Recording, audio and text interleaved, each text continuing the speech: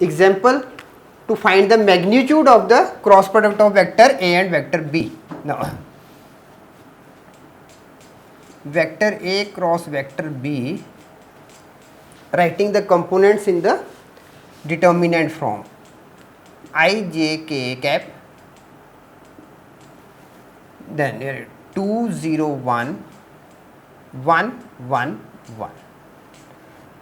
This is equal to I cap with 0 minus 1 minus j cap with 2 minus 1 plus k cap with 2 minus 0. Now, this is equal to negative of I cap, negative of j cap plus 2k cap.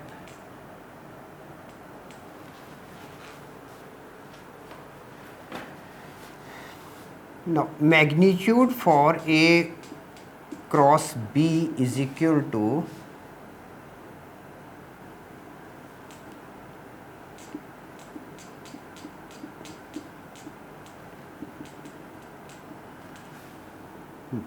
therefore magnitude for A cross B is equal to root 6. This is the answer.